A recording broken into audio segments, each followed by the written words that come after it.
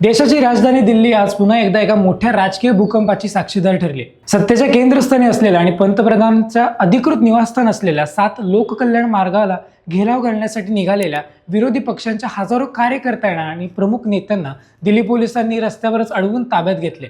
लोकसभेतील विरोधी पक्षनेते राहुल गांधी, काँग्रेस सरचिटणीस प्रियंका गांधी आणि समाजवादी पक्षाचे प्रमुख अखिलेश यादव यांच्यासह विरोधी पक्षातील अनेक खासदारांना पोलिसांनी रोखले। प्रियंका गांधी यांना पोलिसांनी रस्त्यावरून उचलून गाडीत टाकल्याचे दृश्य समोर आले। सध्या दिल्लीत पंतप्रधान निवासाभोवती प्रचंड पोलीस बंदोबस्त तैनात करण्यात आलाय। नक्की काय घडले दिल्लीच्या रस्त्यांवर? विरोधी पक्षांचे नेते अचानक पंतप्रधान निवासावर का गेले?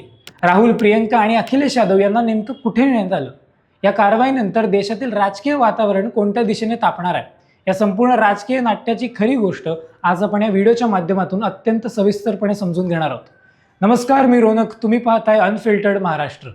या आंदोलनाची तयारी अचानक झालेली नव्हती। संसदेत आपल्या प्रश्नांना योग्य उत्तर मिळत नाहीत आणि विरोधकांचा आवाज दाबण्याचा प्रयत्न होतो असा आरोप करत विरोधकांनी आपला मोर्चा थेट पंतप्रधानांच्या निवासाकडे वळवण्याचा निर्णय घेतला।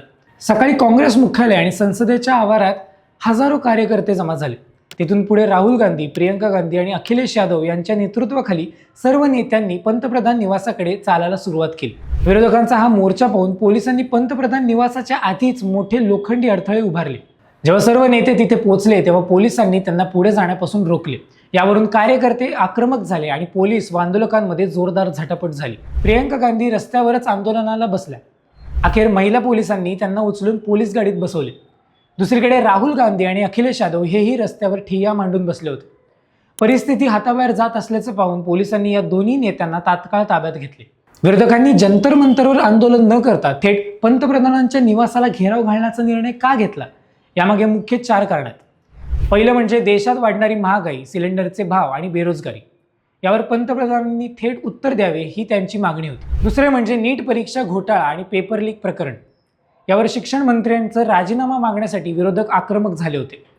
तिसरं म्हणजे विरोधी नेत्यांवर होणारे ईडी आणि सीबीआयच्या कारवाईंचा निषेध करणे। आणि चौथं म्हणजे संसदेत विरोधी पक्ष नेत्यांना बोलू न देणे। संसदेत बोलू दिलं जात नसेल तर आम्ही रस्त्यावर बोलू अशी भूमिका राहुल गांधी यांनी घेतली। या आंदोलनात उत्तर प्रदेशातील राहुल गांधी आणि अखिलेश यादव यांची जुनी साथ पुन्हा एकदा एकत्र पाहायला मिळाली।